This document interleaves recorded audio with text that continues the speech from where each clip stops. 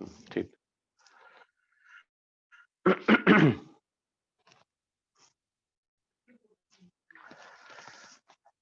Good evening बच्चों।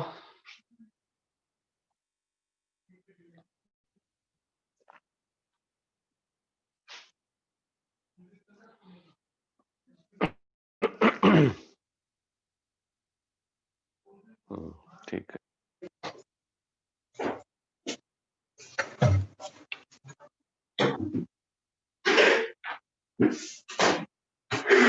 तो video और ऑडियो सही है ना?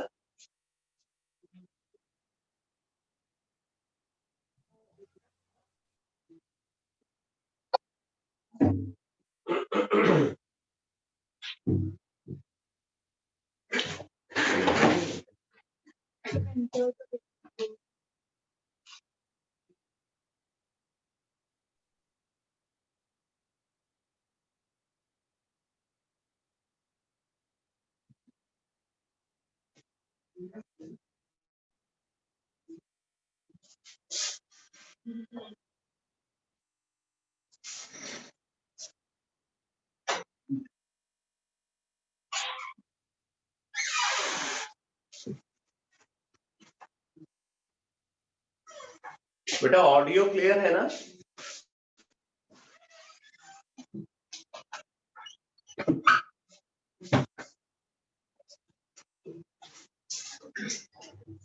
चलो ठीक है, फिर मैं स्टार्ट करता हूँ।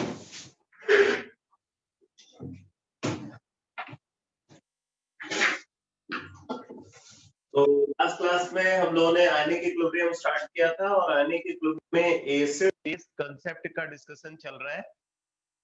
एसिड बेस कंसेप्ट में बैकग्राउंड में बहुत डिस्टरबेंस है। एक मिनट, मुझे लग रहा है कि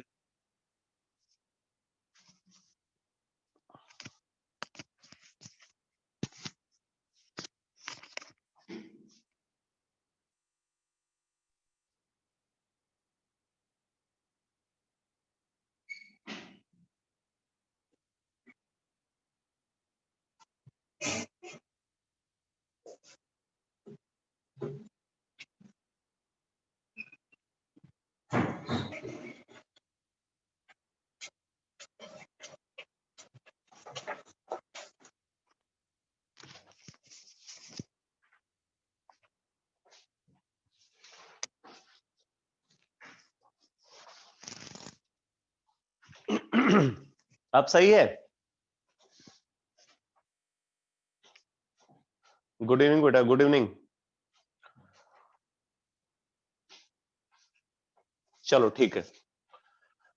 तो एसिड बेस कंसेप्ट का डिस्कशन मैंने स्टार्ट किया था और उसमें आर्हेनियस थ्योरी का डिस्कशन कंप्लीट हो चुका है। प्रोटॉन ट्रांसफर थ्योरी को हम लोग डिस्कस कर रहे हैं। प्रोटॉन ट्रांसफर थ्योरी में के अकॉर्डिंग एसिड और बेस को कैसे डिफाइन करते हैं ये मैं आपको बता चुका हूं। प्रोटॉन ट्रांसफर थ्योरी की कुछ कैरेक्टरिस्टिक हम लोग डिस्कस कर रहे हैं, जिसमें हमने ये देखा कि प्रोटॉन ट्रांसफर थ्योरी के according conjugate acid base pairs की बात होती है और कंजुगेट एसिड बेस पेयर्स हमेशा सिंगल प्रोटॉन के टर्म्स में डिफर करते हैं। जिसके पास एक प्रोटॉन यानी कि हाइड्रोजन, जिसके पास एक प्रोटॉन यानी कि हाइड्रोजन ज्यादा होता है उसको हम बोलते हैं ब्रोस्टेड एसिड, और जिसके पास एक प्रोटॉन कम होता है उसको हम उसका कंजुगेट बेस बोलते हैं। ठीक है। और मैंने आपको बताया हुआ है कि एसिड जितना स्ट्रांग होगा उसका कंजुगेट बेस उतना वीक होगा। ठीक है। एसिड जितना स्ट्रांग होगा उसका कंजुगेट बेस उतना वीक होगा। इसी में मैंने एक बात और बताया हुआ है कि जो बेसिक कैरेक्टर होता है, बेसिक स्ट्रेंथ, ये थर्मोडायनेमिकली कंट्रोल्ड होती है। ये प्रॉपर्टी थर्मोडायनेमिकली कंट्रोल्ड होती है। जबकि इसी के करस्पॉन्डिंग एक और टर्म होता है जिसको हम बोलते हैं न्यूक्लियोफिलिक कैरेक्टर। तो न्यूक्लियोफिलिक कैरेक्टर के बारे में मैंने बताया हुआ कि ये काइनेटिकली कंट्रोल्ड प्रॉपर्टी होती है। ठीक है। Basic character thermodynamically controlled property होती है और nucleophilic character kinetically controlled property होती है। ठीक है। और फिर मैंने आपको बताया हुआ है कि जो एसिड हाइड्रोजन आयन प्रोड्यूस करता है वो हाइड्रोजन आयन कभी भी फ्री फॉर्म में एग्जिस्ट नहीं करता। जैसा हम आर्हीनियस थियरी के अकॉर्डिंग बोलते हैं, वो एसिड हमेशा हाइड्रेटेड फॉर्म में एग्जिस्ट करता है क्योंकि फ्री आयन अनस्टेबल होता है। तो हाइड्रेटेड फॉर्म में अगर हम हाइड्रोजन आयन को कंसीडर करें या हाइड्रोक्सिल आयन को कंसीडर करें तो उसके कई सारे हाइड्रेटेड फॉर्म ऑब्जर्व होते हैं। जैसे मैंने आपको बताया था H3O positive, H5O2 positive, H7O3 positive, H9O4 positive, H11O5 positive. उनके स्ट्रक्चर कैसे ऑब्जर्व होते हैं वो स्ट्रक्चर भी मैंने आपको बताया हुआ है। ठीक है, बाकी मैंने एक बात और भी बोला है कि किसी भी आयन की स्टेबिलिटी उसके एक्सटेंट ऑफ हाइड्रेशन पे डिपेंड करती है। ठीक है, तो जितना ज्यादा हाइड्रेशन होगा आयन का, आयन उतना स्टेबल होगा। तो इस हिसाब से अगर देखें तो H11O5 पॉजिटिव को सबसे ज्यादा स्टेबल होना चाहिए, H9O4 पॉजिटिव को उससे कम, H7O3 पॉजिटिव को उससे कम, H5O2 पॉजिटिव को उससे कम और H3O पॉजिटिव को इनमें सबसे कम स्टेबल होना चाहिए। बट कभी भी अगर हम हाइड्रोजन आयन का रिप्रेजेंटेशन सोल्यूशन में करते हैं तो वो रिप्रेजेंटेशन हमेशा हाइड्रोनियम आयन के टर्म्स में करते हैं। क्यों? क्योंकि हाइड्रोनियम आयन का जो एग्जिस्टेंस है वो प्राइमरी बॉन्ड के थ्रू है, जबकि बाकी जो हाइड्रेटेड फॉर्म है उसमें सेकेंडरी बॉन्ड यानी कि हाइड्रोजन बॉन्डिंग का इन्वॉल्वमेंट होता है, इसलिए वो स्ट्रक्चर परमानेंट स्ट्रक्चर नहीं होता। ठीक है, तो ये सारी बात मैं लास्ट क्लास में आपको बता चुका हूं। अब इसी के आगे कंटिन्यू करते हैं। ठीक है, तो देखो, अगर हम प्रोटॉन ट्रांसफर थियरी को कंसीडर करें तो प्रोटॉन ट्रांसफर थियरी कई सारे ऐसे कंपाउंड्स का एम्फीप्रोटिक बिहेवियर को एक्सप्लेन करता है, मतलब ऐसे कंपाउंड्स जो कि प्रोटॉन दे भी सकते हैं और प्रोटॉन ले भी सकते हैं। ठीक है, तो आप नोट करो, लिखो proton transfer theory, proton transfer theory, proton transfer theory can effectively explain, proton transfer theory can effectively explain, proton transfer theory can effectively explain the acidic and basic character, the acidic and basic character of amphiprotic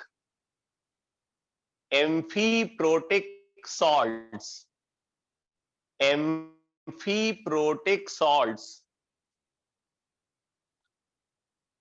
also called incomplete salts, also called incomplete salts, amphiprotic salts, also called incomplete salts। ठीक है, जैसे देखो बेटा, जैसे अगर हमने consider किया NaH2PO4, NaH2PO4, Na2HPO4,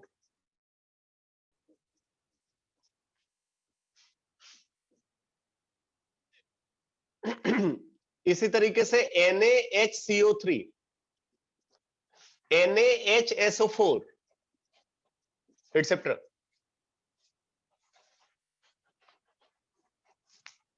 अगर आप इनको देखो तो they are incomplete salts. Incomplete salt के बारे में मैंने फर्स्ट चैप्टर में भी बताया हुआ है। ठीक है, फर्स्ट चैप्टर में जब हम लोग वैलेंसी फैक्टर का कंसेप्ट को डिस्कस कर रहे थे तो वहां पे भी मैंने इसका डिस्कशन किया हुआ है। तो अब यहां पे बात आती है कि जैसे NaH2PO4 है तो ये एम्फीप्रोटिक सॉल्ट क्यों है? एम्फीप्रोटिक का पहले मतलब समझ लो। एम्फीप्रोटिक और एम्बीप्रोटिक, इसको एम्बीप्रोटिक भी बोलते हैं।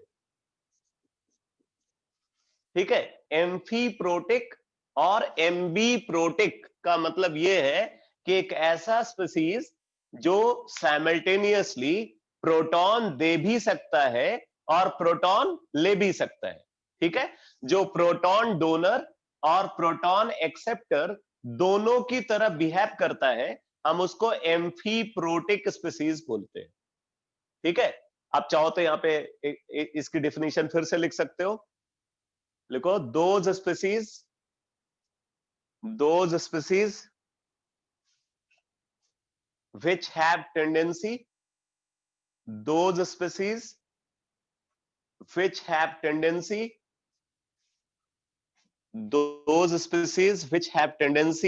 to donate as well as accept proton. Those species which have tendency to donate as well as accept proton are called amphiprotic species. Amphiprotic species. ठीक है, तो अब जैसे देखो, अगर हम H2PO4 नेगेटिव को कंसिडर करें, तो H2PO4 नेगेटिव को अगर HCl से रिएक्ट कराया जाए, ठीक है, अगर हम इसको HCl से रिएक्ट कराते हैं तो क्या होता है, ये HCl से H पॉजिटिव लेकर के H3PO4 में कन्वर्ट हो जाता है प्लस क्लोराइड आयन। तो आप यहां पे देख रहे हो कि ये प्रोटॉन एक्सेप्ट कर रहा है, ठीक है, प्रोटॉन एक्सेप्ट कर रहा है, मतलब ये बेस की तरह बिहेव कर रहा है। इसी तरीके से अगर H2PO4 नेगेटिव को NaOH से रिएक्ट कराएं, सोडियम हाइड्रोक्साइड से रिएक्ट कराएं, तब क्या होता है, ये कन्वर्ट हो जाता है HPO4 2 नेगेटिव में, HPO4 2 negative plus H2O plus Na positive.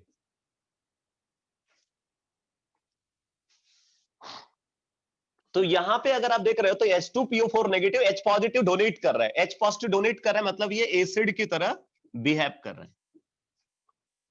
तो आप देख रहे हो वही आयन प्रोटॉन एक्सेप्ट भी कर रहा है और प्रोटॉन डोनेट भी कर रहा है, इसलिए हम इसको एम्फीप्रोटिक आयन बोलेंगे। तो अब इस आयन का एम्फीप्रोटिक बिहेवियर को प्रोटॉन ट्रांसफर थ्योरी एक्सप्लेन करती है। उनकी टेंडेंसी क्या है, मतलब एसिड में कन्वर्ट होने की या बेस में कन्वर्ट होने की? देखो, अगर हम यहाँ पे बात करें तो इसके अंदर दोनों टेंडेंसीज है। वैसे ये मतलब इसका प्रोटॉन देने की टेंडेंसी इसकी डोमिनेट करती है इन कंपेयर टू प्रोटॉन लेने की टेंडेंसी। अगर हम इसकी बात करें तो इसकी प्रोटॉन देने की टेंडेंसी प्रोटॉन लेने की टेंडेंसी से ज्यादा है, मतलब ये इसका एसिडिक कैरेक्टर डोमिनेट करता है।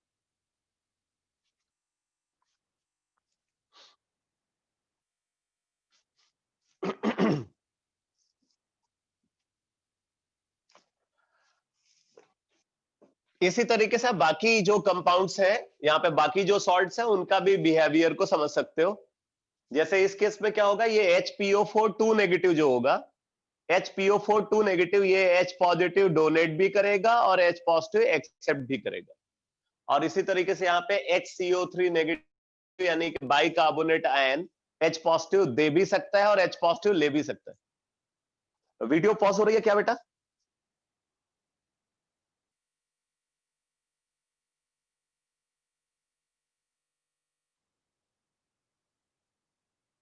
ऑडियो क्लियर है? ऑडियो क्लियर है? ऑडियो में भी प्रॉब्लम है?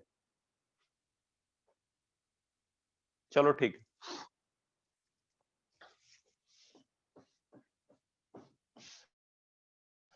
नेक्स्ट पॉइंट लिखो।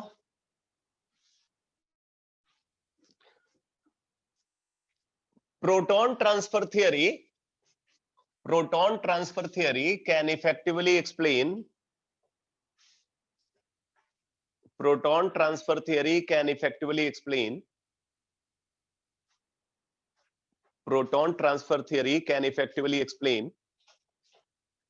the self ionization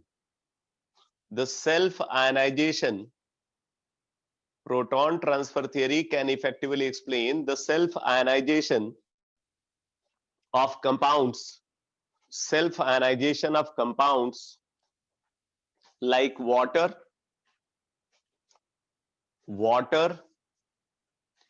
acetic acid, ammonia, water, acetic acid, ammonia etcetera. ठीक है, तो इस फिनोमेना को हम बोलते हैं सेल्फ आयनाइजेशन और ऑटो प्रोटोलिसिस।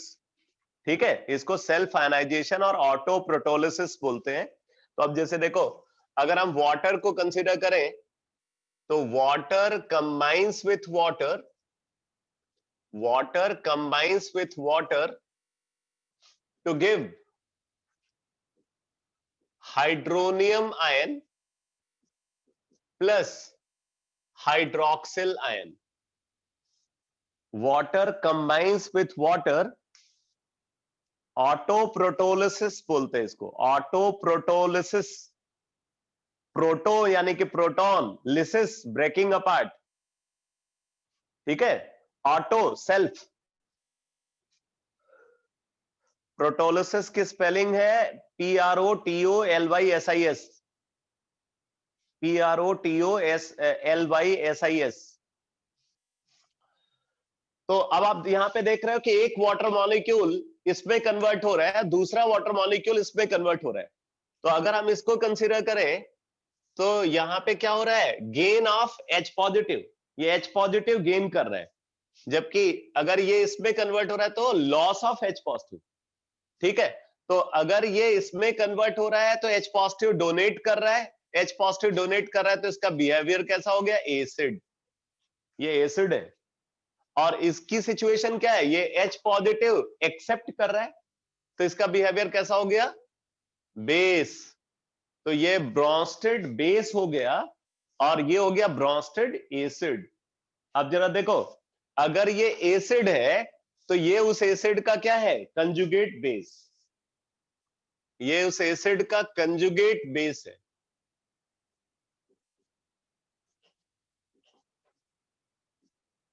ठीक है, और अगर ये बेस है तो ये उस बेस का कंजुगेट एसिड है।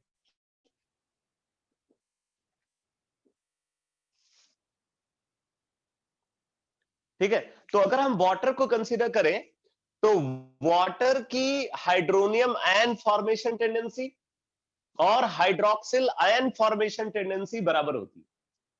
वाटर जितना इफेक्टिवली हाइड्रोनियम आयन बनाता है उतना ही इफेक्टिवली हाइड्रोक्सिल आयन बनाता है। मतलब वाटर की H पॉजिटिव लेने की टेंडेंसी और H पॉजिटिव देने की टेंडेंसी बराबर होती है। इसलिए हम वाटर को क्या बोलते हैं, water is a perfect amphoteric substance. तो आप इस बात को लिख लो, water is a perfect amphoteric substance, water is a perfect amphoteric substance because water is a perfect amphoteric substance because its tendency to donate as well as accept proton, its tendency to donate as well as accept proton are equal.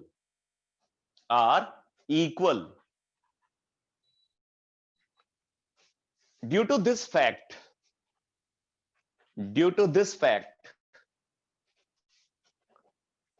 pH scale is based upon water. pH scale is based upon water.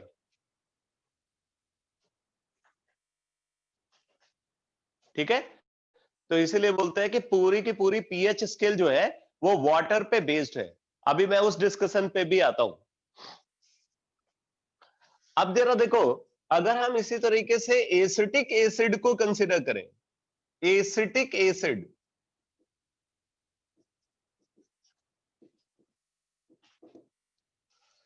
it combines with acetic acid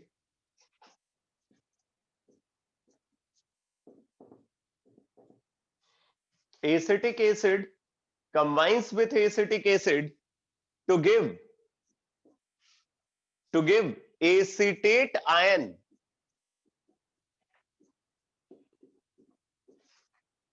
acetate ion plus acetonium ion, acetonium ion,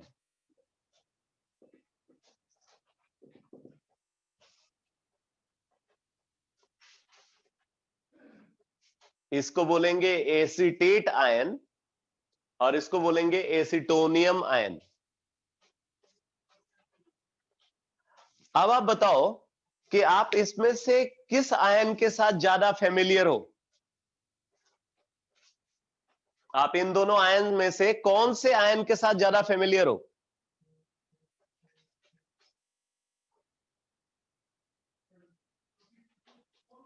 acetate ion, हाँ acetate ion.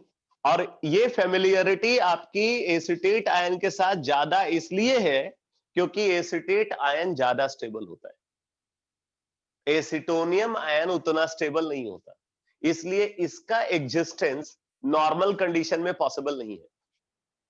ये effectively solution में मिलता है। अब इससे ये पता चलता है कि एसिटिक एसिड की, एसिटिक एसिड इसके नाम में एसिड आ रहा है, तो एसिटिक एसिड की प्रोटॉन देने की टेंडेंसी प्रोटॉन लेने की टेंडेंसी को डोमिनेट करती है। ठीक है, मतलब ये परफेक्ट एम्फोट्रिक सब्सटेंस नहीं हो सकता क्योंकि इसकी एक कैरेक्टरिस्टिक दूसरे को डोमिनेट कर रही है। ठीक है, तो इसलिए आप एसिटिक एसिड को परफेक्ट एम्फोट्रिक सब्सटेंस नहीं बोल सकते, बल्कि ये एक एसिडिक सब्सटेंस है।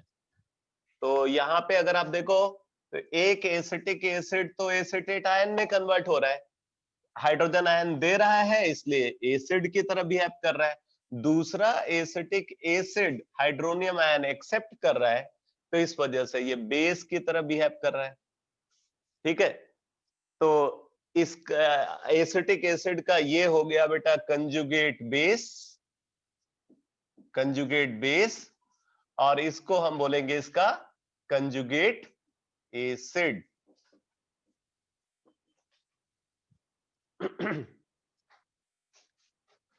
इसी तरीके से एक और एग्जांपल देखो, जैसे हमारे पास अमोनिया है, ammonia, it combines with ammonia to give ammonium ion plus amide ion. Ammonia combines with ammonia to give ammonium ion plus amide ion. ठीक है, तो यहां पे आप देख रहे हो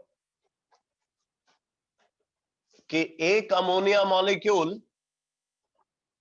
अमोनियम आयन में कन्वर्ट हो रहा है, मतलब ये प्रोटॉन एक्सेप्ट कर रहा है तो बेस। दूसरा अमोनिया मॉलिक्यूल प्रोटॉन डोनेट कर रहा है, अमाइड आयन में कन्वर्ट हो रहा है तो एसिड। अब इसमें आप बताओ कौन से आयन के साथ आपकी फेमिलियरिटी ज्यादा है?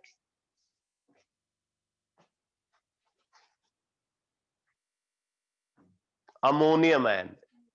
ठीक, अब इससे यह पता चलता है कि अमोनिया भी परफेक्ट एम्फोट्रिक सब्सटेंस नहीं है, इसकी प्रोटॉन लेने की टेंडेंसी प्रोटॉन देने की टेंडेंसी को डोमिनेट करती है। ठीक है, तो ये बाय नेचर एक बेसिक कंपाउंड है और ये बाय नेचर एसिडिक कंपाउंड है, जबकि ये क्या है? एक परफेक्ट एम्फोट्रिक सब्सटेंस है। सर, हाँ बोलो।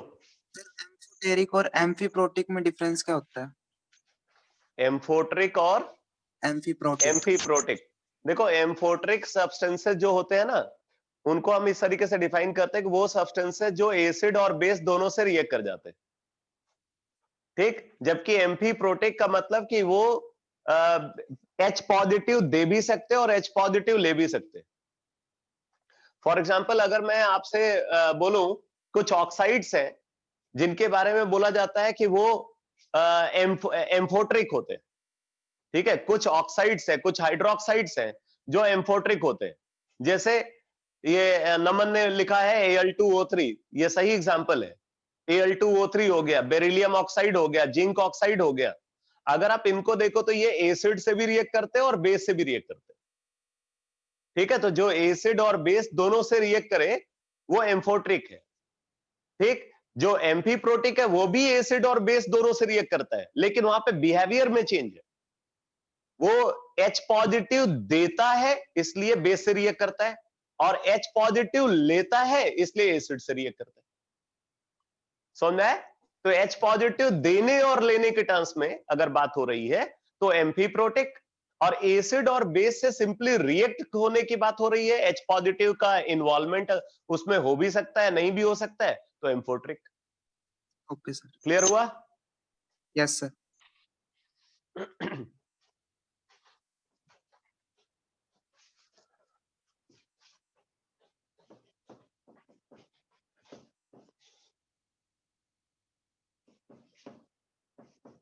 अब देखो, जैसा मैंने अभी आपको बोला था कि पूरी पीएच स्केल वाटर पे बेस्ड है। एक्सक्यूज मी सर, हाँ बोलो बेटा। सर आपने लिखवाया कि water is a perfect amphoteric substance, तो सर एम्फीप्रोटिक नहीं होना चाहिए इसकी जगह?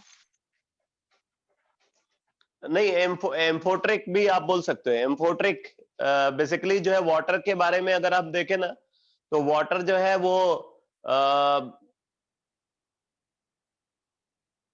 बात सही बोल रहे हो तुम, एम्फीप्रोटिक होना चाहिए। एम्फोट्रिक की बजाय एम्फीप्रोटिक प्रॉपर टर्म रहेगा, क्योंकि वो H पॉजिटिव दे रहा है और H पॉजिटिव ले रहा है। ठीक है, वैसे एक चीज और बता दूं आपको कि जो एम्फीप्रोटिक है ना, amphiprotic is special case of amphoteric. Amphiprotic is special case of amphoteric. Her amphoteric substance amphiprotic नहीं हो सकता। ठीक, बट सारे एम्फीप्रोटिक सब्सटेंसेस एम्फोट्रिक होते हैं। आई बात समझ में? Yes sir. Amphiprotic is a special case of amphoteric. All amphiprotic substances are amphoteric, but converse is not always true.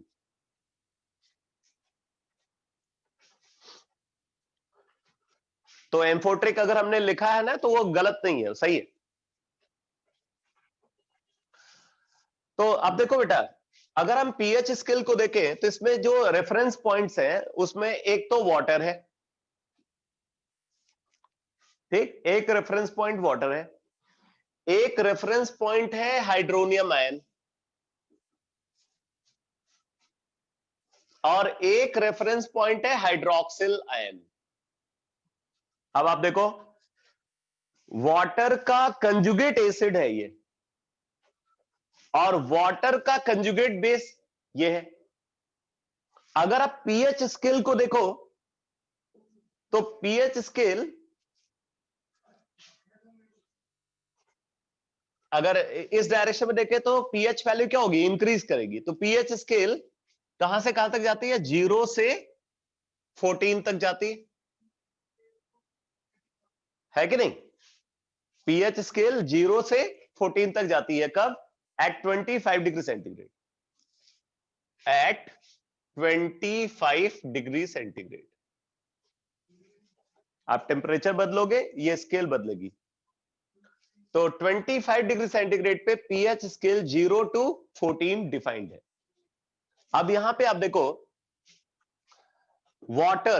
Water के लिए वैल्यू है क्या 25 डिग्री सेंटीग्रेड पे? 7। 25 डिग्री सेंटीग्रेड पे वाटर का पीएच क्या होता है? 7। ठीक, इसको हम बोलते हैं न्यूट्रल पॉइंट। न्यूट्रल पॉइंट,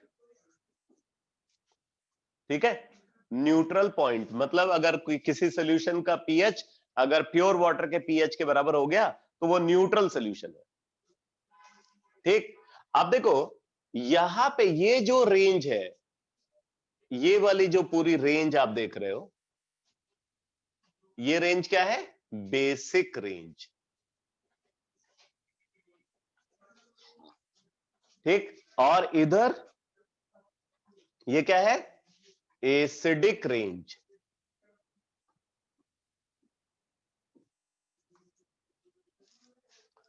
ये एसिडिक रेंज है और ये क्या है, बेसिक रेंज है। ठीक, अब देखो, अगर अगर कोई कंपोनेंट या कोई आयन हाइड्रोक्सिल आयन से ज्यादा बेसिक है, अगर कोई आयन हाइड्रोक्सिल आयन से ज्यादा बेसिक है तो हम उसको बोलते हैं स्ट्रॉन्ग बेस, और अगर वो हाइड्रोक्सिल आयन से कम बेसिक है तो उसको बोलते हैं वीक बेस। अब इसमें भी दो केसेस हैं, जैसे ये वाटर और हाइड्रोक्सिल आयन के बीच में अगर किसी का बेसिक स्ट्रेंथ लाई करता है तो हम उसको बोलते हैं वीक बेस। ठीक है, और अगर बेसिक स्ट्रेंथ हाइड्रोक्सिल आयन से ज्यादा है तब हम उसको क्या बोलते हैं, स्ट्रॉन्ग बेस। Strong base. उसी तरीके से अगर एसिडिक स्ट्रेंथ वाटर और हाइड्रोनियम आयन के बीच में है तो हम उसको क्या बोलेंगे, वीक एसिड। वीक एसिड मतलब अगर कोई कंपाउंड वाटर से ज्यादा एसिडिक है बट हाइड्रोनियम आयन से कम तो हम उसको क्या बोलेंगे, वीक एसिड। और अगर उसका एसिडिक स्ट्रेंथ हाइड्रोनियम आयन से ज्यादा है तो क्या बोलेंगे उसको, स्ट्रॉन्ग एसिड। Strong acid. ठीक है, तो इसलिए मैंने बोला था कि ये 3 रेफरेंस पॉइंट है।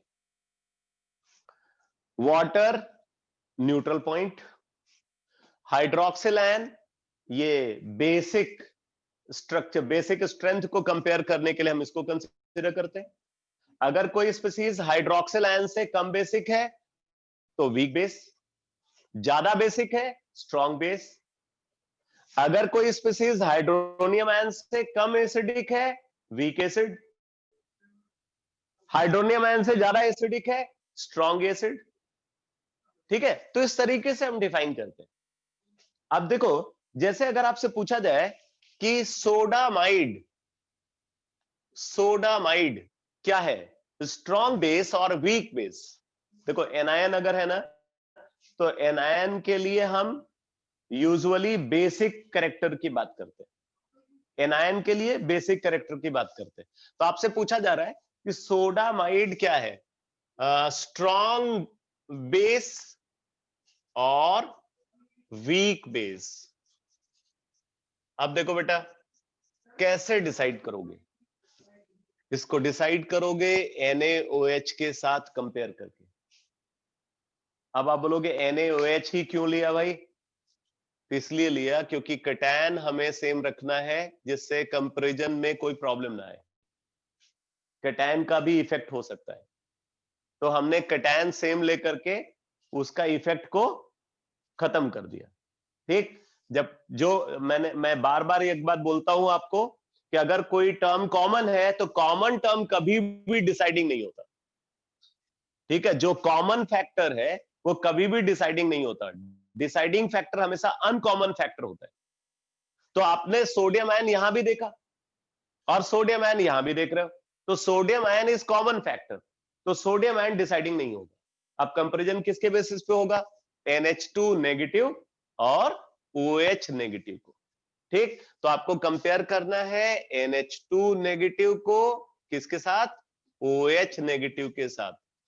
ठीक, क्योंकि हम बेसिक कैरेक्टर को कंपेयर कर रहे हैं बेटा यहां पे, तो बेसिक कैरेक्टर के लिए हमेशा रेफरेंस पॉइंट ये होगा।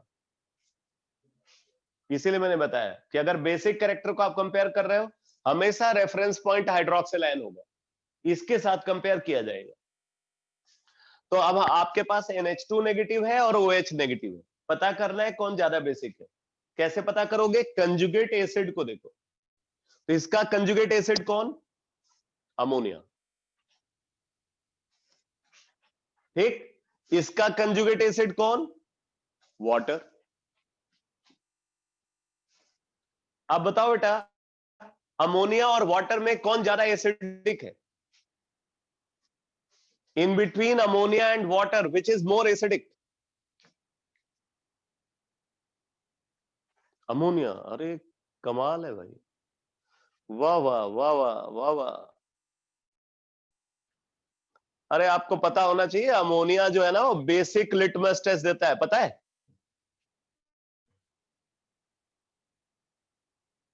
Ammonia is a basic gas, और वाटर को हम क्या बोल रहे हैं? वाटर को हम बोल रहे हैं न्यूट्रल कंपाउंड, न्यूट्रल स्पीसीज। ठीक, तो जब ये बेसिक है और ये न्यूट्रल है, तो इसका मतलब अगर कंपेयर करें, यहां पे गधों के बीच में कंपैरिजन चल रहा है, कौन बड़ा वाला गधा है ये पता करना चाहते हैं। ठीक, तो पता चलता है कि भाई ये छोटा वाला है, ये बड़ा वाला है, ये ज्यादा एसिडिक है और ये कम एसिडिक। समझ में आया कि नहीं? Water is more acidic than that of ammonia. Water is more acidic than that of ammonia. ये हमने कंपेयर किया है बेटा एसिडिक स्ट्रेंथ को, एसिडिक स्ट्रेंथ।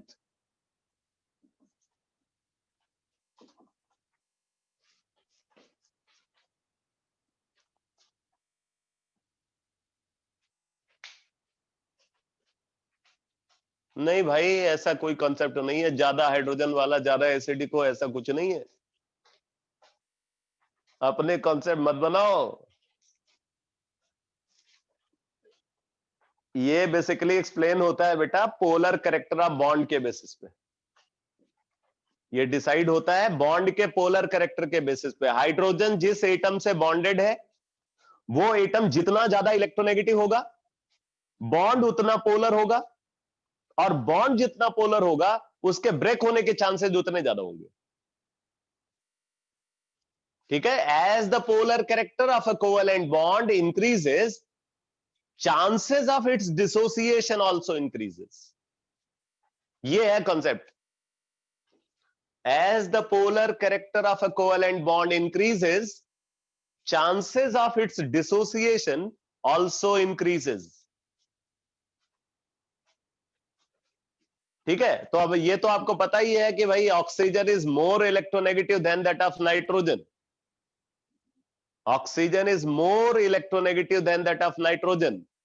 तो ज्यादा इलेक्ट्रोनेगेटिव है, तो इसका मतलब है कि वो हाइड्रोजन से भी, हाइड्रोजन और ऑक्सीजन के बीच में इलेक्ट्रोनेगेटिविटी डिफरेंस ज्यादा होगा। आप इसको ऐसे समझो, इलेक्ट्रोनेगेटिविटी स्केल पे ऑक्सीजन, नाइट्रोजन, फिर हाइड्रोजन आता है। ये इलेक्ट्रोनेगेटिविटी स्केल पे इस तरीके से लाई करते हैं। तो यहां पे इलेक्ट्रोनेगेटिविटी डिफरेंस क्या होगा? ज्यादा होगा। यहां पे इलेक्ट्रोनेगेटिविटी डिफरेंस क्या होगा? कम होगा। तो जहां पे इलेक्ट्रोनेगेटिविटी डिफरेंस ज्यादा है, वहां पोलर कैरेक्टर ज्यादा है। तो मतलब OH bond is more polar than that of NH bond, इसलिए ज्यादा एसिडिक।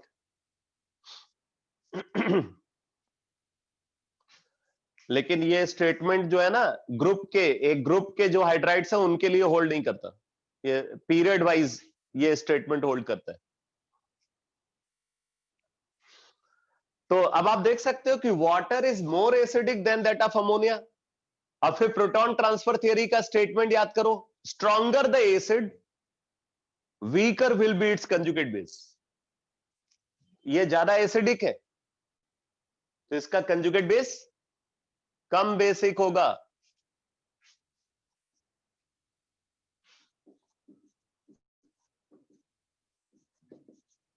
तो आपने क्या देखा? Amide ion is more basic than that of hydroxyl ion. Amide ion is more basic than that of hydroxyl ion. मतलब amide ion कहां आएगा? इधर, इधर लाई करेगा हाइड्रोक्सिल आयन के ऊपर। कौन सी रेंज? Strong base. तो sodamide acts as strong base. ठीक है, sodamide acts as strong base. कभी भी अगर बेसिक कैरेक्टर को कंपेयर करने के लिए बोला जा रहा है, हमेशा NaOH के साथ, हमेशा हाइड्रोक्सिल आयन के साथ कंपेयर करो। और एसिडिक कैरेक्टर को अगर कंपेयर करने के लिए बोला जा रहा है, तो हमेशा हाइड्रोनियम आयन के साथ कंपेयर करो। ठीक है, एसिडिक स्ट्रेंथ को कंपेयर करने के लिए बोला जाए तो किसके साथ कंपैरिजन करना है? हाइड्रोनियम आयन के साथ। बेसिक कैरेक्टर को कंपेयर करना है तो किसके साथ? हाइड्रोक्सिल आयन के साथ। ये बात समझ में आई बेटा?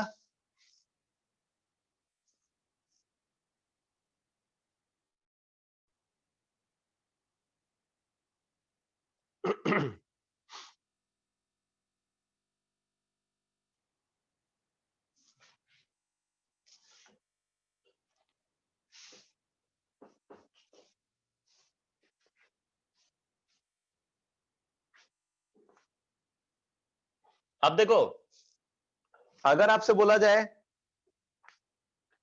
कि एसिटेट आयन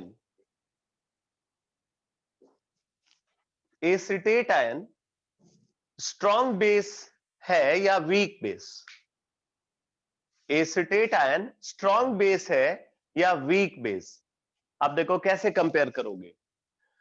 वही काम एसिटेट आयन को कंपेयर करना होगा आपको वो H नेगेटिव के साथ, क्योंकि फिर से बेसिक कैरेक्टर को कंपेयर करने के लिए बोला जा रहा है। ठीक है, इनका बेसिक कैरेक्टर कंपेयर करना है, तो कंजुगेट एसिड का एसिडिक स्ट्रेंथ को कंपेयर करो। तो इसका कंजुगेट एसिड है एसिटिक एसिड और इसका कंजुगेट एसिड है H2O। ठीक, तो अब इसमें तो आपको पता ही है कौन ज्यादा एसिडिक है, जिसके नाम में एसिड है वो ज्यादा एसिडिक है, तो इसके नाम में एसिड है कि नहीं। तो एसिडिक स्ट्रेंथ की अगर बात करें तो acetic acid is more acidic than that of water. Acetic acid is more acidic than that of water. तो फिर बेसिक स्ट्रेंथ के लिए आप देखोगे तो इनइक्वालिटी रिवर्स हो जाएगी।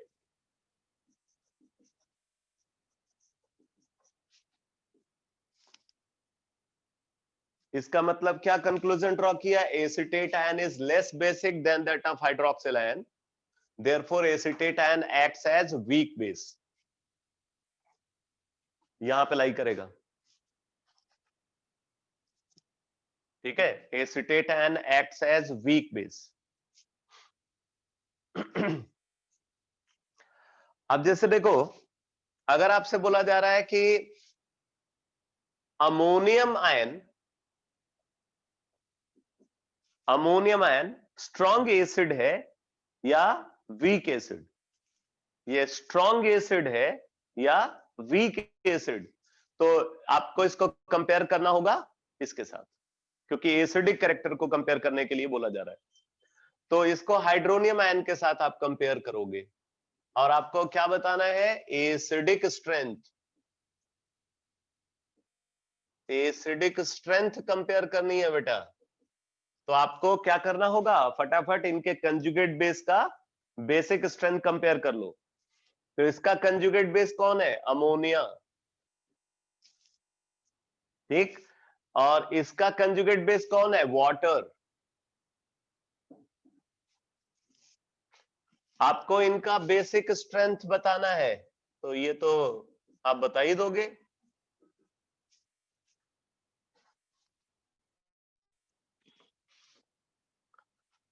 कौन ज्यादा बेसिक है, अमोनिया और वाटर में, तो आप बोल देना वाटर। क्यों भाई, हाँ अमोनिया ज्यादा बेसिक है, अमोनिया ज्यादा बेसिक है। तो अमोनिया अगर ज्यादा बेसिक है तो इसका जो कंजुगेट एसिड होगा वो कम एसिडिक होगा।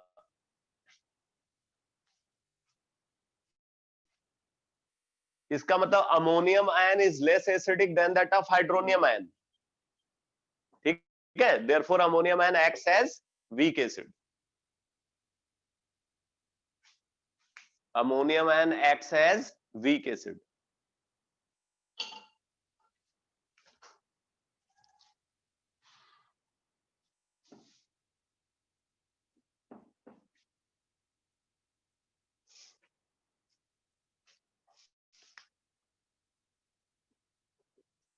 एसिटोनियम आयन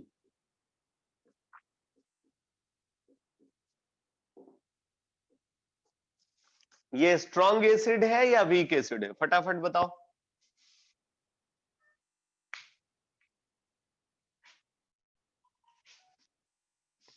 स्ट्रॉन्ग एसिड और वीक एसिड,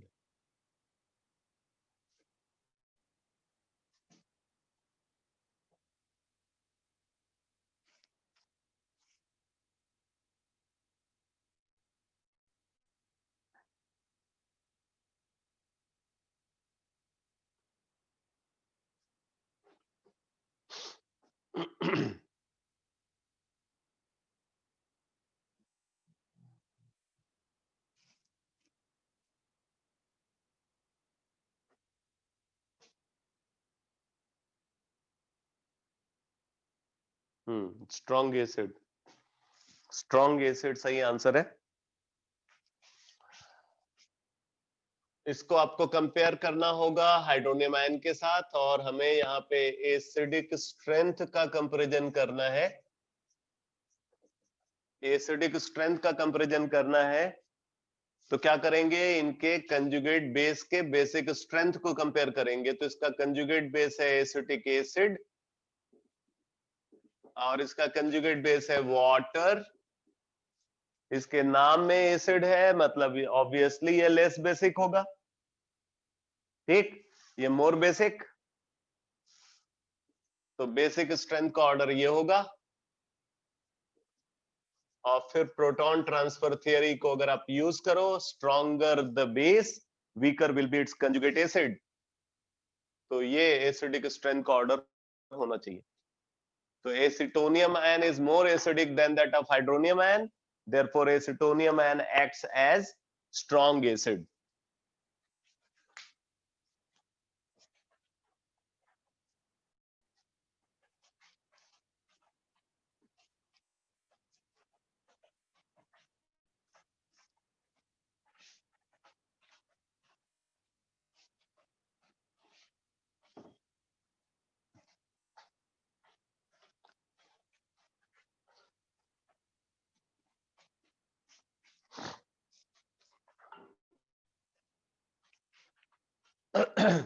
तो मैंने अभी आपको बताया कि अगर आप एक पीरियड के हाइड्राइड्स हैं, अगर आप उनका एसिडिक कैरेक्टर को कंपेयर कर रहे हो तो वो पोलर कैरेक्टर के बेसिस पे डिसाइड होता है। जितना ज्यादा पोलर कैरेक्टर होगा एसिडिक कैरेक्टर उतना ज्यादा होगा।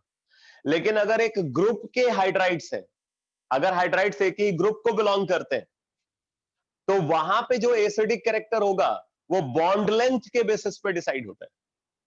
एक ग्रुप के हाइड्राइड्स हैं, जैसे देखो अगर हम कंसीडर करें HF, HCl, HBr, HI, fluorine, chlorine, bromine, iodine, ये एक ही ग्रुप के एलिमेंट्स हैं, ठीक है। तो अब यहां पे जो एसिडिक स्ट्रेंथ होगा वो बॉन्ड लेंथ के बेसिस पे डिसाइड होगा। तो आप देख रहे हो एक एटम तो फिक्स है, दूसरा एटम का साइज देखोगे तो साइज ऑफ हैलोजन यहां पे आप देखो तो इंक्रीज कर रहा है, और अगर हैलोजन का साइज इंक्रीज कर रहा है तो बॉन्ड लेंथ इंक्रीज करेगी, ठीक है, बॉन्ड लेंथ इंक्रीज करेगी। और बॉन्ड लेंथ अगर इंक्रीज कर रही है तो बॉन्ड स्ट्रेंथ डिक्रीज करेगी, ठीक है, बॉन्ड स्ट्रेंथ डिक्रीज करेगी। और बॉन्ड स्ट्रेंथ जितनी कम होगी बॉन्ड उतना इजिली ब्रेक होगा, ठीक है। तो ज्यादा हाइड्रोजन आयन प्रोड्यूस होगा, इसलिए एसिडिक स्ट्रेंथ इंक्रीज करेगा। तो एसिडिक स्ट्रेंथ अगर आप यहां पे देखोगे तो acidic strength increases, top to bottom जाने पे एसिडिक स्ट्रेंथ इंक्रीज करेगा।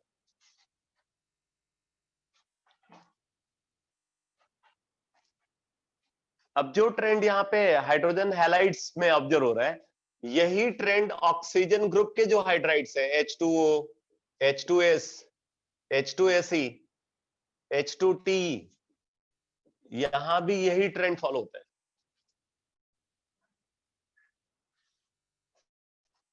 ठीक है।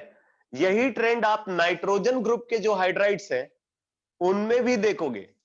नाइट्रोजन ग्रुप के जो हाइड्राइड्स हैं जैसे अमोनिया है, फॉस्फीन है, आर्सीन है, स्टिवनीन है, बिस्मथीन है, इसमें भी आपको यही ट्रेंड फॉलो होता हुआ दिखेगा।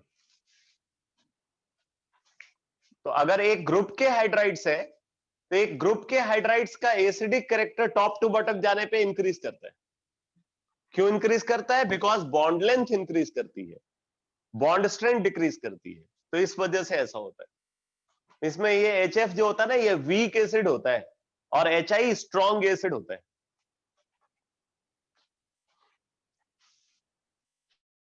ठीक है। तो हमेशा याद रखो कि अगर हाइड्राइड्स का एसिडिक स्ट्रेंथ को आपको कंपेयर करना है तो ग्रुप में साइज फैक्टर डिसाइड करेगा, बॉन्ड लेंथ डिसाइडिंग फैक्टर होगा, और पीरियड में पोलैरिटी डिसाइडिंग फैक्टर होगी, पोलर कैरेक्टर डिसाइडिंग फैक्टर होगा।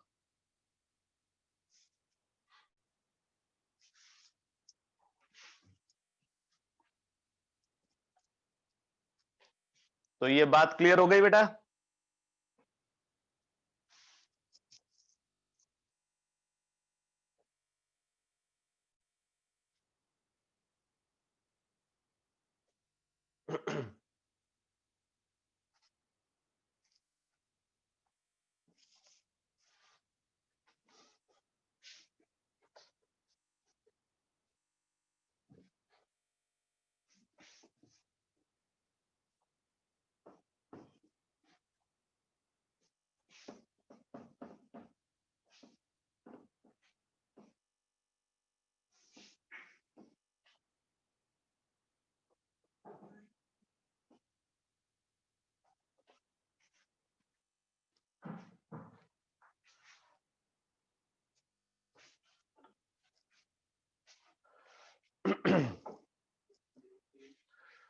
ना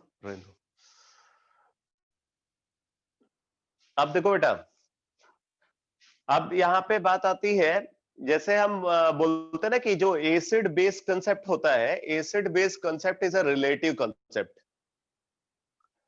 आप कोई भी ऐसे दो कंपाउंड के बीच में भी एसिडिक कैरेक्टर का कंपैरिजन करने लगते हो जिनको आप एज ए एसिड जानते ही नहीं। अभी जैसे जस्ट मैंने बताया था आपको, वाटर और अमोनिया का एसिडिक स्ट्रेंथ को हम कंपेयर कर रहे हैं, जबकि वो अपनी एसिडिक कैरेक्टरिस्टिक के लिए कहां जाने जाते हैं? एसिड का जो बेसिक टेस्ट है वो उस टेस्ट को भी नहीं देते, फिर भी आप एसिडिक कैरेक्टर को कंपेयर करते हैं। तो यहां पे मैं आपको बता दूं कि जो एसिड बेस कंसेप्ट होता है ये रिलेटिव कंसेप्ट होता है, ये एब्सोल्यूट कंसेप्ट नहीं है।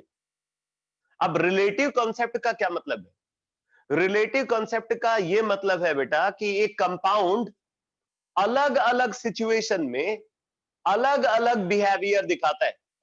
कहने का मतलब आप इसको ऐसे बोल सकते हो, कंपाउंड एक और उसके रूप अनेक है कि नहीं? कैसे? अब मैं आपको बताता हूं। जैसे देखो, सल्फ्यूरिक एसिड, जिसको आप बोलते हो कि ये एक स्ट्रॉन्ग एसिड है, सल्फ्यूरिक एसिड जो है वो स्ट्रॉन्ग एसिड का बेंचमार्क होता है, इसीलिए उसको बेंच H2SO4 भी समटाइम्स बोलते हैं। ठीक, सल्फ्यूरिक एसिड को समटाइम्स बेंच H2SO4 बोलते हैं, बिकॉज वो स्ट्रॉन्ग एसिड का बेंचमार्क है। ठीक है, तो अब देखो, अगर हम सल्फ्यूरिक एसिड की बात करें, जिसको हम स्ट्रॉन्ग एसिड बोल रहे हैं, वो हमेशा स्ट्रॉन्ग एसिड नहीं रहता। मैं अलग अलग सिचुएशन आपको दिखाता हूं। जैसे सल्फ्यूरिक एसिड को अगर आप वाटर के अंदर रखो तो वो पूरा डिसोसिएट हो जाता है। क्योंकि वो पूरा डिसोसिएट हो जाता है, इसलिए हम वहां पे उसको क्या बोलते हैं? Strong acid. ठीक, अब उसी सल्फ्यूरिक एसिड को अगर हम एसिटिक एसिड के अंदर रखें, अब मीडियम हमने क्या दिया उसको? एसिटिक एसिड मीडियम में सल्फ्यूरिक एसिड प्रेजेंट है, क्या वहां भी वो पूरा डिसोसिएट हो जाएगा? इसको आप ऐसे समझो कि एक क्लास का जो टॉपर है ना, एक क्लास का जो टॉपर है, वो उस पर्टिकुलर ईयर में जितने भी स्टूडेंट्स होंगे उनमें टॉपर होगा, ऐसा थोड़ी बोला जा सकता है। एक क्लासरूम का जो टॉप रैंकर है वो दूसरे क्लास का सबसे फिसड्डी स्टूडेंट भी हो सकता है, मालूम है? बिकॉज ये रिलेटिव कंपैरिजन होता है। हो सकता है कि उस क्लासरूम में एक से बढ़कर एक स्टूडेंट हो, तो वहां पे वो सबसे लो परफॉर्मर भी हो सकता है। ठीक है, और उस क्लासरूम का भी जो टॉपर है वो किसी और स्पेक्ट्रम में लोवेस्ट परफॉर्मर हो सकता है। आई बात समझ में? तो एग्जैक्टली वही बात यहां पे एसिड बेस कंसेप्ट के साथ भी हो रही है। एक एसिड हमेशा एसिड की तरह बिहेव करेगा यह नहीं बोला जा सकता। हो सकता है कि वो न्यूट्रल सब्सटेंस हो। अब जैसे मैं आपको बताऊं, मान लो आप कंसीडर करते हो सल्फ्यूरिक एसिड को, सल्फ्यूरिक एसिड को आप ये हेक्सेन के अंदर डाल दो, हेक्सेन, नॉर्मल हेक्सेन मतलब एल्केन, एल्केन का एक वो होमोलॉग है, ठीक है। तो अगर हम सल्फ्यूरिक एसिड को हेक्सेन के अंदर डाल दें तो वहां पे वो H पॉजिटिव प्रोड्यूस ही नहीं करता, और कोई कंपाउंड एसिड की तरह बिहेव करेगा या नहीं बिहेव करेगा वो तो इसी बेसिस पे जज होता है ना, वो H पॉजिटिव दे रहा है या नहीं दे रहा है। तो अगर सल्फ्यूरिक एसिड को हेक्सेन के अंदर रख दिया जाए तो वहां पे वो हाइड्रोजन आयन देता ही नहीं, मतलब वो अपना एसिडिक कैरेक्टर भूल गया, अभी वो एसिड है ही नहीं। वही सल्फ्यूरिक एसिड को वाटर में डाल दे तो पूरा डिसोसिएट हो जाता है, मतलब वहां पे वो स्ट्रॉन्ग एसिड की तरह बिहेव कर रहा है। और उसी सल्फ्यूरिक एसिड को अगर हम एसिटिक एसिड के अंदर रख दें तो वो बहुत कम डिसोसिएट होता है। अब उसका बिहेवियर कैसा हो गया, वीक एसिड जैसा बिहेव करने लगा वो। और वही सल्फ्यूरिक एसिड को अगर परक्लोरिक एसिड के अंदर रख दें, HClO4 उल्टा होने लगता है बेटा, वो H पॉजिटिव लेने लगता है। अब वहां पे वो वीक बेस की तरह बिहेव करने लगता है। और वही सल्फ्यूरिक एसिड को अगर हम ट्रिफ्लिक एसिड के साथ रख दें, CF3SO3H ट्राइफ्लोरोमिथाइल सल्फोनिक एसिड, ट्रिफ्लिक एसिड, तो वहां पे वो H पॉजिटिव बेस जैसा लेने लगता है। जैसे बेस जो है H पॉजिटिव एक्सेप्ट करता है, वो उसी तरीके से H पॉजिटिव लेने लगता है। वहां पे वो स्ट्रॉन्ग बेस की तरह बिहेव करने लगता है। समझ में आया कि नहीं? एक ही कंपाउंड को मैं इसी तरीके से अगर सल्फ्यूरिक एसिड को आप सोडियम हाइड्रोक्साइड के अंदर डाल दो, सुपर एसिड की तरह बिहेव करने लगता है। तो एक ही कंपाउंड है, वो अलग अलग मीडियम में प्रेजेंट है, अलग अलग बिहेवियर ऑब्जर्व होता है। मतलब किसी भी कंपाउंड का जो बिहेवियर है वो मीडियम डिसाइड करता है, ना कि वो कंपाउंड। ठीक है, किस मीडियम में वो प्रेजेंट है वो मीडियम गवर्न करेगा उसका बिहेवियर को। इसीलिए बोला जाता है कि acid base concept is a relative concept, ये एब्सोल्यूट कंसेप्ट नहीं है। ये बात क्लियर हुई?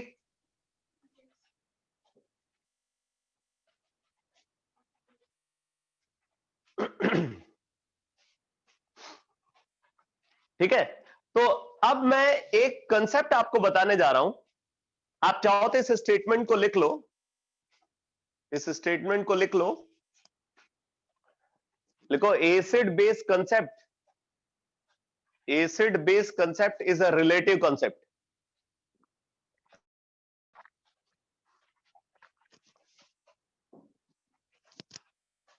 Acid base concept is a relative concept.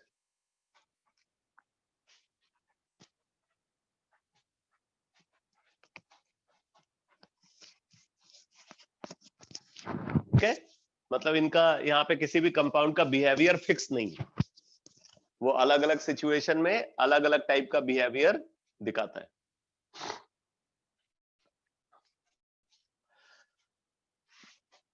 तो अब मैं एक कंसेप्ट के बारे में आपको बताने जा रहा हूं जिसको बोलते हैं labelling effect. Labelling effect, LEVELING, labelling effect.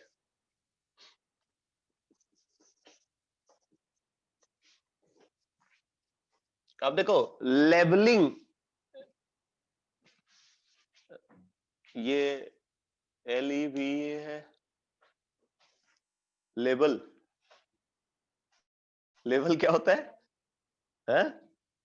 Label की स्पेलिंग क्या लिखते हैं भाई? LEVEL। ये अंग्रेजी में हाथ बहुत तंग है भाई। हाँ ठीक है, LEVEL होता है। तो ये लेवलिंग इफेक्ट है, ठीक है, लेवलिंग इफेक्ट नाम से ही आप समझ सकते हो। बेसिकली कुछ ऐसे सॉल्वेंट होते हैं जिनके अंदर सारे स्ट्रॉन्ग एसिड कंप्लीटली डिसोसिएट हो जाते हैं। क्योंकि वो कंप्लीटली डिसोसिएट हो जाते हैं, इसका मतलब उनका एसिडिक स्ट्रेंथ को कंपेयर नहीं किया जा सकता, बिकॉज वो एक ही लेवल पे लाई कर रहे हैं। तो इस फिनोमेना को हम लेवलिंग इफेक्ट बोलते हैं। ठीक है, तो आप नोट करो, लिखो, इन solvent like water, in solvent like water, in solvent like water, all strong acid, all strong acids, in solvent like water, all strong acids appear, all strong acids appear almost equally strong, almost equally strong, because their dissociation, because their dissociation is almost complete, because their dissociation is almost complete, because their dissociation is almost complete. अगले को, this phenomena is called, this phenomena is called leveling effect. This phenomena is called leveling effect of water for strong acids. Leveling effect of water for strong acids. ठीक है, तो अगर हम water के अंदर acidic strength को compare करें, तो सल्फ्यूरिक एसिड, ठीक है, sulphuric acid, perchloric acid, nitric acid, hydrochloric acid, hydrobromic acid, hydroiodic acid, इन सब का एसिडिक स्ट्रेंथ बराबर होता है, क्योंकि एसिडिक स्ट्रेंथ सिर्फ इस बात पर डिपेंड करता है कि वो कंपाउंड कितना ज्यादा हाइड्रोजन आयन प्रोड्यूस कर रहा है। तो क्योंकि ये सब ऑलमोस्ट कंप्लीटली डिसोसिएट हो जाते हैं वाटर के अंदर, इसलिए इनका एसिडिक स्ट्रेंथ एक लेवल पे लाई करता है, मतलब वाटर इनको डिस्क्रिमिनेट नहीं कर पाता, डिस्टिंग्विश नहीं कर पाता एसिडिक स्ट्रेंथ के टर्म्स में।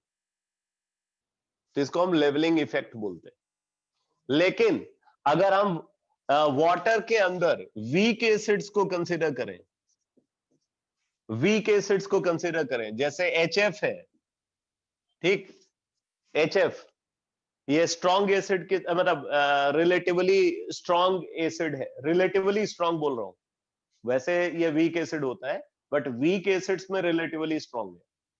तो HF, ठीक, HF के बाद फिर आ जाता है formic acid, formic acid, formic acid के बाद फिर acetic acid, acetic acid, acetic acid के बाद फिर फिनॉल, फिनॉल, ठीक है। तो ये सब वीक एसिड्स हैं, ये जो है ये वीक एसिड्स हैं, लेकिन इनका डिसोसिएशन बराबर नहीं होता।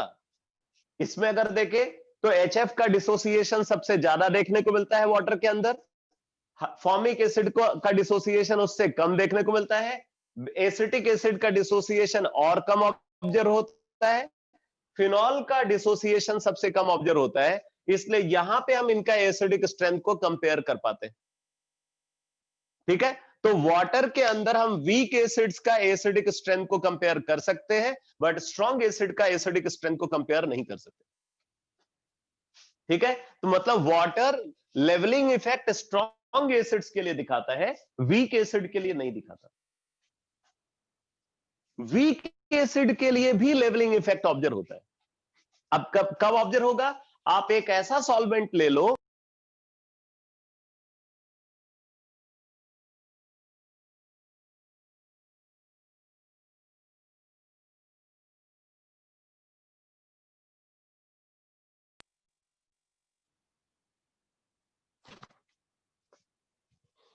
तो अगर हम एक ऐसा सॉल्वेंट को कंसीडर करें जो सॉल्वेंट वाटर से ज्यादा बेसिक है, तो वहां पे क्या होगा, ये वीक एसिड्स भी ऑलमोस्ट कंप्लीटली डिसोसिएट होने लगते हैं। ठीक है, तो आप इस बात को नोट करो। इन solvent like ammonia, in solvent like ammonia, in solvent like ammonia which is more basic, in solvent like ammonia which is more basic than that of water, in solvent like ammonia which is more basic than that of water, weak acids, weak acids, weak acids almost, weak acids almost completely dissociated, weak acids almost completely dissociated inside it, weak acids almost completely dissociated inside it, therefore they appear, therefore they appear almost equally strong, therefore they appear almost equally strong inside it, inside it. This phenomena is called leveling effect of weak acid. This phenomena is called leveling effect of ammonia. This phenomena is called leveling effect of ammonia for weak acids.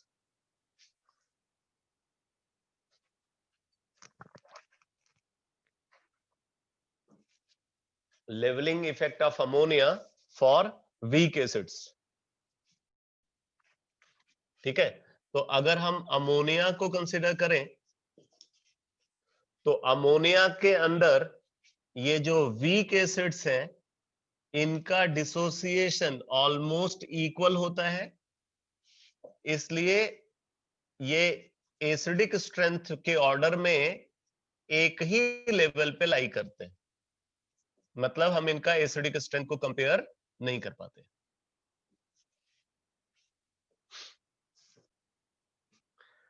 तो अब अगर आपसे कोई पूछे कि भाई strong acid का acidic strength को कैसे कंपेयर करोगे, तो स्ट्रॉन्ग एसिड का एसिडिक स्ट्रेंथ को कंपेयर करने के लिए हमें एक ऐसा सॉल्वेंट चाहिए जो वाटर से ज्यादा एसिडिक हो।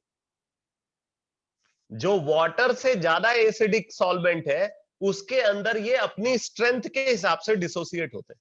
ठीक, तो जैसे मैंने एसिटिक एसिड ले लिया, इन एसिटिक एसिड, तो एसिटिक एसिड के अंदर जब हम इन एसिड्स का डिसोसिएशन को कंसीडर करते हैं तो सबसे ज्यादा डिसोसिएशन HClO4 का ऑब्जर्व होता है। ठीक है, उसके बाद फिर HI, उसके बाद HBr। ये एक्सपेरिमेंटल फैक्ट है जो मैं आपको यहां पे बता रहा हूं, ये एक्सपेरिमेंटली प्रूव्ड है। HClO4, then HI, then HBr, then H2SO4, then HCl, then HNO3, ये ऑर्डर ऑब्जर्व होता है। अब ये ऑर्डर आपको याद होना चाहिए, इसको आप समझ नहीं सकते हो, कुछ केसेस को समझ सकते हो बट आपको ओवरऑल क्रैम करना पड़ेगा इसको, क्योंकि ये एक्सपेरिमेंटली डिटरमाइंड ऑर्डर है। ये भी एक्सपेरिमेंटली डिटरमाइंड ऑर्डर है, ये जो आपने लिखा है ना ये वाला, ये भी एक्सपेरिमेंटली डिटरमाइंड ऑर्डर है। इसके बारे में थोड़ा सा आइडिया आपको आगे ऑर्गेनिक केमिस्ट्री जब आप पढ़ोगे ना तो उसमें आपको कुछ इंफॉर्मेशन बताई जाएगी, लेकिन ये जो मिनरल एसिड्स है ये सब मिनरल एसिड्स है। मिनरल एसिड्स के लिए आपको इसको क्रैम ही करना पड़ेगा।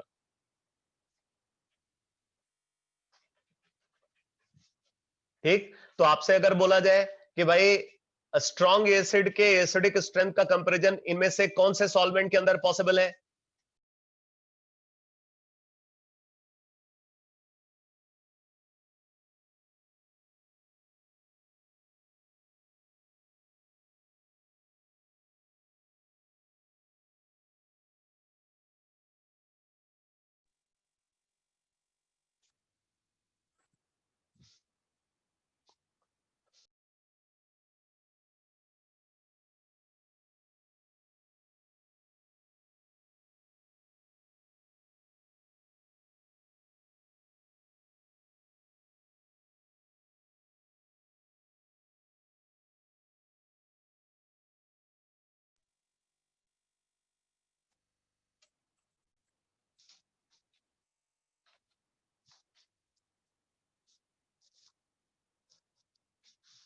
तो जो सॉल्वेंट वाटर से ज्यादा एसिडिक है उसके अंदर हम स्ट्रॉन्ग एसिड के एसिडिक स्ट्रेंथ का कंपैरिजन कर सकते हैं। जैसे ये देखो, एसिटिक एसिड वाटर से ज्यादा एसिडिक है, तो यहाँ पे हम इनका एसिडिक स्ट्रेंथ को कंपेयर कर पा रहे हैं। ठीक है, यहाँ पे एसिडिक स्ट्रेंथ को कंपेयर कर पा रहे हैं। ठीक, लेकिन अगर सॉल्वेंट वाटर से ज्यादा बेसिक है तो आप इनका एसिडिक स्ट्रेंथ को कंपेयर नहीं कर पाओगे, क्योंकि वाटर में ही आप कंपैरिजन नहीं कर पा रहे, तो वहां तो ये और ज्यादा डिसोसिएट हो, फिर ऑलमोस्ट हट जाएगा, कंप्लीट डिसोसिएशन। तो ये लेवलिंग इफेक्ट का कंसेप्ट क्लियर हुआ बेटा?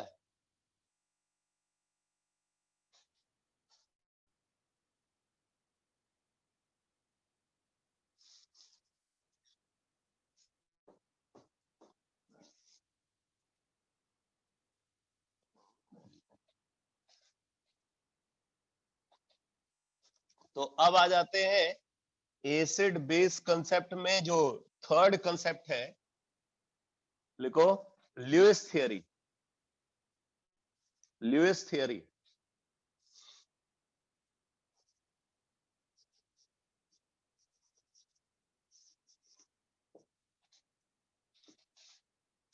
ल्यूइस थियरी, इसका डिटेल लिखो। According to this theory, according to this theory, according to this theory, acids are the substances, acids are the substances which possess tendency to accept, which possess tendency to accept lone pair of electron, which possess tendency to accept lone pair of electron from the other, lone pair of electron from the other,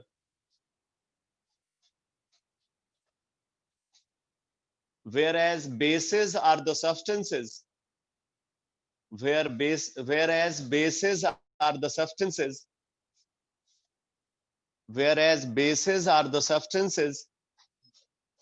having tendency to donate lone pair of electron,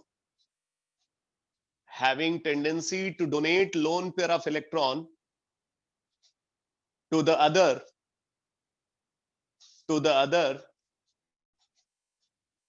for the formation of coordinate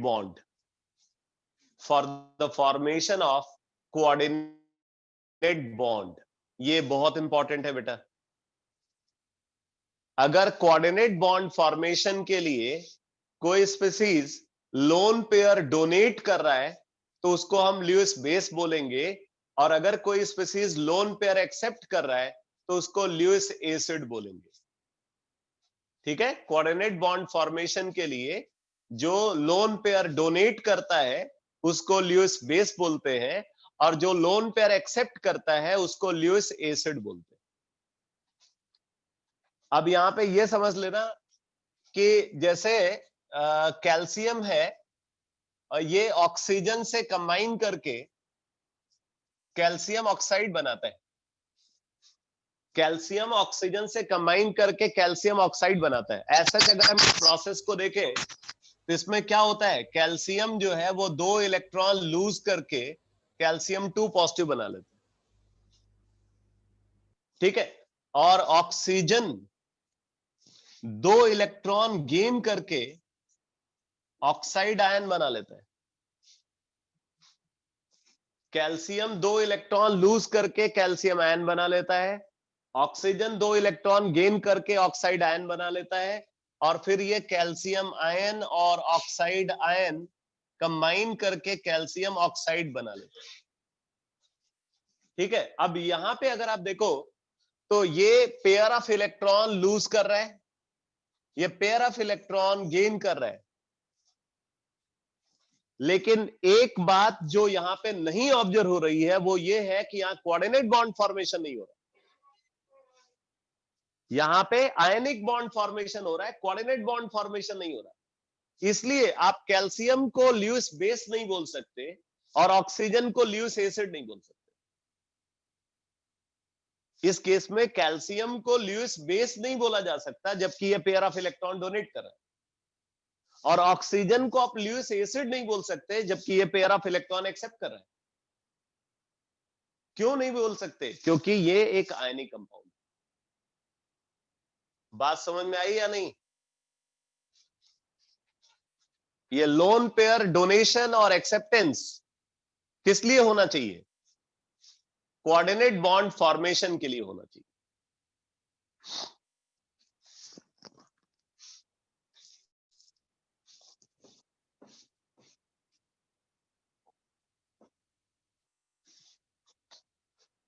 अब देखो बात आती है कि Lewis acids की क्या क्या characteristic है।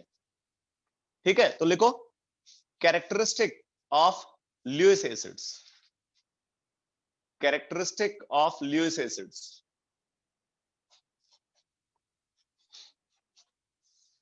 Characteristic of Lewis acids. अब इसमें आप पॉइंट वाइज लिखो। First point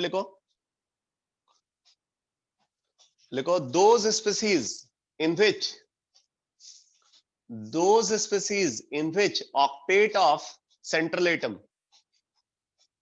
those species in which octet of central atom is incomplete, those species in which octet of central atom is incomplete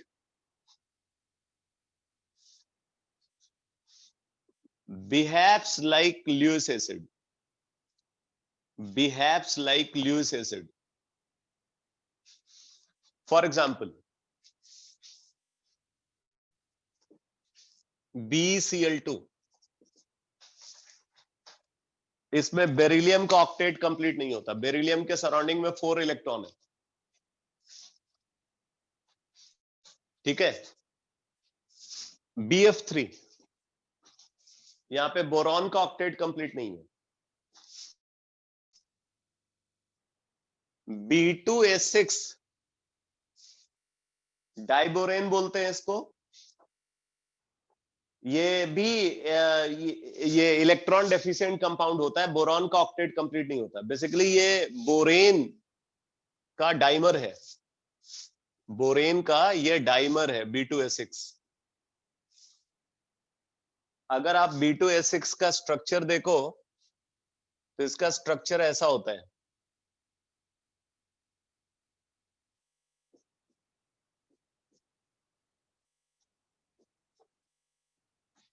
ये तो नॉर्मल बॉन्ड है, 2 electron bond है। ठीक है, ये 2 इलेक्ट्रॉन बॉन्ड है और यहां पे 1 इलेक्ट्रॉन बॉन्ड भी प्रेजेंट होता है। ये 1 इलेक्ट्रॉन बॉन्ड है और ये 1 इलेक्ट्रॉन बॉन्ड है।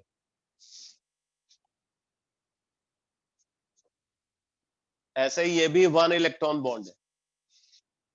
एज सच अगर आप देखो, ये बात मैं पहले भी बता चुका हूं, जैसे अगर आप इसको कंसीडर करोगे, इसको बनाना बॉन्ड बोला जाता है। ठीक है, अब अगर आप इस बॉन्ड को देखो तो ये बोला जाएगा 3 सेंटर्ड 2 इलेक्ट्रॉन बॉन्ड। 3 सेंटर्ड क्यों? एक सेंटर ये हो गया, एक सेंटर ये हो गया, एक सेंटर ये हो गया, 3 सेंटर्ड 2 इलेक्ट्रॉन बॉन्ड। उसी तरीके से आप देखो ये भी 3 सेंटर्ड 2 इलेक्ट्रॉन बॉन्ड है।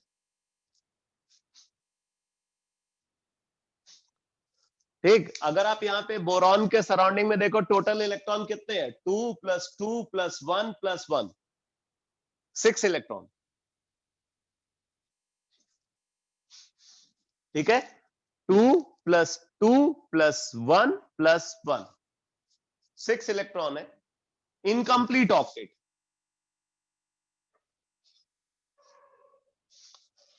तो इसलिए ये क्या है? Lewis acid.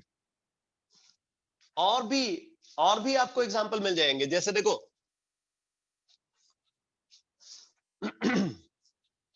AlCl3, ठीक है, AlCl3। यहां पे आप देखोगे एल्युमिनियम का ऑक्टेट इनकम्प्लीट है। ऐसे देखो कार्बोकेटायन, इसमें कार्बन का ऑक्टेट इनकम्प्लीट है। इसी तरीके से देखो NO पॉजिटिव, इसको बोलते हैं नाइट्रोसोनियम आयन, नाइट्रोसोनियम आयन। इसी तरीके से देखो NO2 पॉजिटिव, NO2 पॉजिटिव, यहां पे नाइट्रोजन का ऑक्टेट इनकम्प्लीट है, ठीक है। तो ये सब अगर आप देखोगे तो इलेक्ट्रॉन डेफिशिएंट स्पीसीज है, यहां पे ऑक्टेट सेंट्रल एटम का कंप्लीट नहीं है, इसलिए ये ल्यूइस एसिड की तरह बिहेव करते हैं।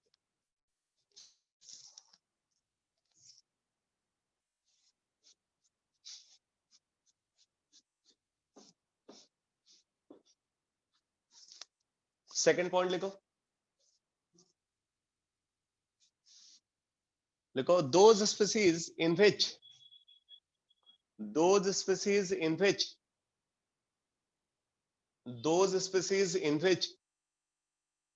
octet of central atom, those species in which octet of central atom, those species in which octet of central atom is either complete, octet of central atom is either complete or expanded,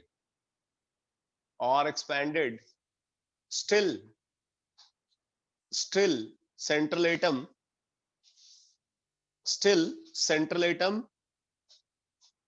possess vacant d or f orbital, still central atom possess vacant d or f orbital in its valence shell, still central atom possess vacant d or f orbital in its valence shell, behaves like Lewis acid, behaves like Lewis acid। तो बोला जा रहा है कि ऐसे species, ठीक है, ऐसे स्पीसीज जहां पे सेंट्रल एटम का ऑक्टेट या तो कंप्लीट है या सेंट्रल एटम का ऑक्टेट एक्सपैंडेड है, ठीक है, सेंट्रल एटम का ऑक्टेट या तो कंप्लीट है या सेंट्रल एटम का ऑक्टेट एक्सपैंडेड है, फिर भी सेंट्रल एटम के पास वैकेंट डी और एफ ऑर्बिटल प्रेजेंट है वैलेंस शेल के अंदर, ठीक है, सेंट्रल एटम के पास वैकेंट डी और एफ ऑर्बिटल प्रेजेंट है इन द वैलेंस शेल। तो इस वजह से वो फर्दर लोन पेयर एक्सेप्ट करने की टेंडेंसी रखता है, क्योंकि आपको पता है कि जिस एटम के पास वैकेंट डी और एफ ऑर्बिटल होता है वो ऑक्टेट कंप्लीट करके सेटिस्फाइड नहीं होता, ठीक है। तो इस वजह से वो लोन पेयर एक्सेप्ट करना चाहता है और एसिडिक, ल्यूइस एसिडिक कैरेक्टर दिखाता है। तो अब मैं कुछ एग्जांपल बताता हूं। फॉर एग्जांपल PCl3,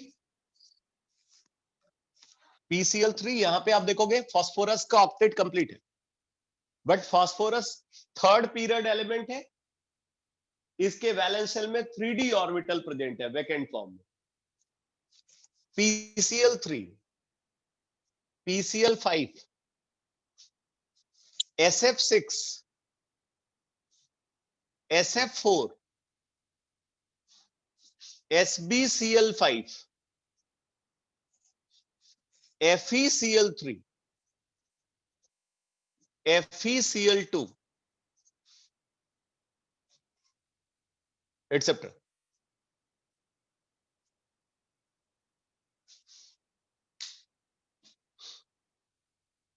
ठीक है, PCl3, PCl5, SF6, SF4, SbCl5, FeCl3, FeCl2, etc. कुछ और एग्जांपल ऐड कर देता हूं, जैसे आयंस का कुछ केस बता देता हूं आपको। जैसे ये है SO3H पॉजिटिव, SO3H पॉजिटिव, अब अगर आप इसको देखो तो यहाँ पे सल्फर के साथ वही बात ऑब्जर्व हो रही है।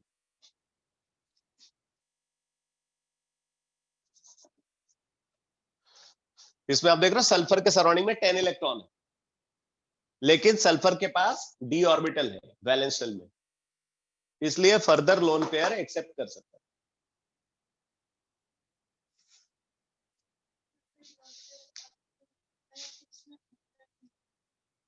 नहीं, उसमें इलेक्ट्रॉन होता ही नहीं, वैकेंट ऑर्बिटल है, बट वो वैकेंट ऑर्बिटल वैलेंस शेल को बिलोंग करना चाहिए।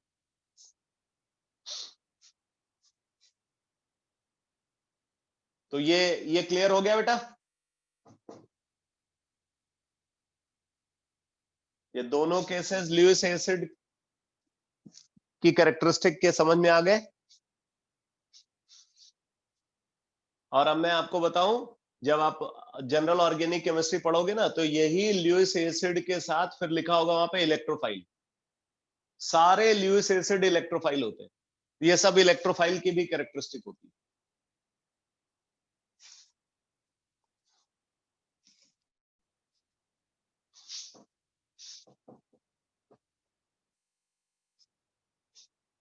इसी में एक और केस लिख लो, लिखो neutral molecule having multiple covalent bond, neutral molecule having multiple covalent bond, neutral molecule having multiple covalent bond, neutral molecule having multiple covalent bond between dissimilar atom having sufficient difference in their electronegativity, having sufficient difference in their electronegativity, having sufficient difference in their electronegativity, behaves as Lewis acid, behaves as Lewis acid, behaves as Lewis acid. For example, carbon dioxide.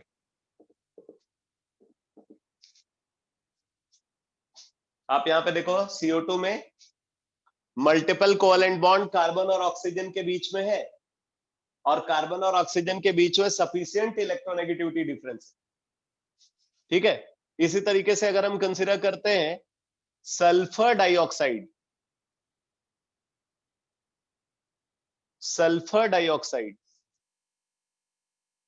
तो यहां पे आप देख रहे हो sulphur और oxygen के बीच में मल्टीपल कोवेलेंट बॉन्ड है, ठीक है। इसी तरीके से अगर हम कंसीडर करें सल्फर ट्राइऑक्साइड,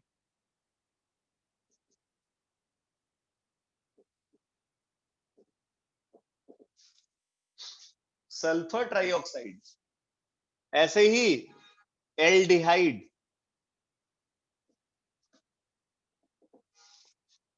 ठीक है, कीटोन,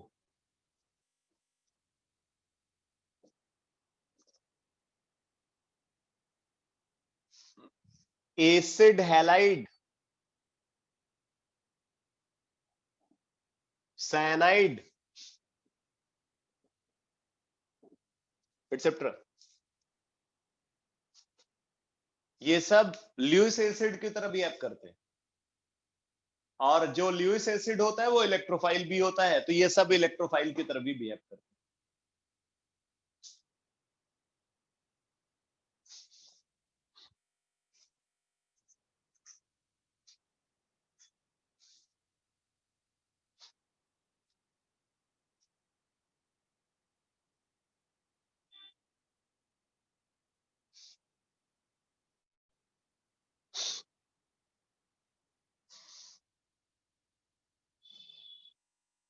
तो ये आप ल्यूइस एसिड की कैरेक्टरिस्टिक लिख रहे हो, तो कैरेक्टरिस्टिक ऑफ ल्यूइस एसिड में एक पॉइंट और लिख लो, लिखो all Lewis acids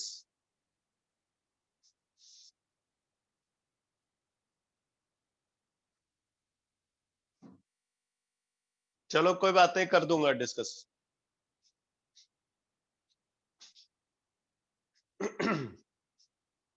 ionic equilibrium start होने से फिर पहले याद दिला देना था ना। अब तो आयनिक इक्विलिब्रियम के बाद ही डिस्कस होगा।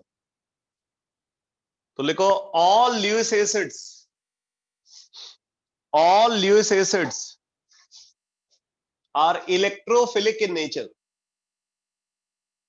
All Lewis acids are electrophilic in nature. All Lewis acids are electrophilic in nature. ठीक है, जितने भी ल्यूइस एसिड्स हैं सब इलेक्ट्रोफाइल की तरह बिहेव करते हैं। और कौन कितना अच्छा इलेक्ट्रोफाइल होगा ये इस बात पे डिपेंड करता है कि कौन कितना अच्छा ल्यूइस एसिड है। तो strength of electrophile, strength of electrophile, that is electrophilic strength, या इसको एक और नाम से भी जानते हैं, that is electrophilicity. Electrophilicity, strength of electrophile, that is electrophilic strength, that is electrophilicity, is directly proportional to Lewis acidic character. Lewis acidic character क्या मतलब है इसका? जो जितना अच्छा ल्यूइस एसिड होगा वो उतना अच्छा इलेक्ट्रोफाइल होगा। ठीक है, जो जितना अच्छा ल्यूइस एसिड होगा वो उतना अच्छा इलेक्ट्रोफाइल होगा। तो फिर क्वेश्चन ये उठता है कि कौन अच्छा ल्यूइस एसिड होगा। ठीक है, तो ल्यूइस एसिडिक स्ट्रेंथ को गवर्न करने वाले फैक्टर्स कौन कौन से हैं? तो आप लिख लो, हेडिंग डाल करके छोड़ो इसको, factors affecting Lewis acidic strength. Factors affecting Lewis acidic strength. ठीक है, तो कल की क्लास में इन फैक्टर्स को डिस्कस करेंगे और फिर उसके बाद ल्यूइस बेस की कैरेक्टरिस्टिक को डिस्कस करेंगे। ठीक है, फिर तीनों थियरीज का कंपैरिजन देखेंगे और फिर उसके बाद ऑक्सी एसिड का कंसेप्ट को डिस्कस करेंगे। ठीक है, तब जाकर के एसिड बेस कंसेप्ट फिनिश होगा। ठीक है, तो अब ये सारा डिस्कशन कल की क्लास में होगा। ओके बेटा।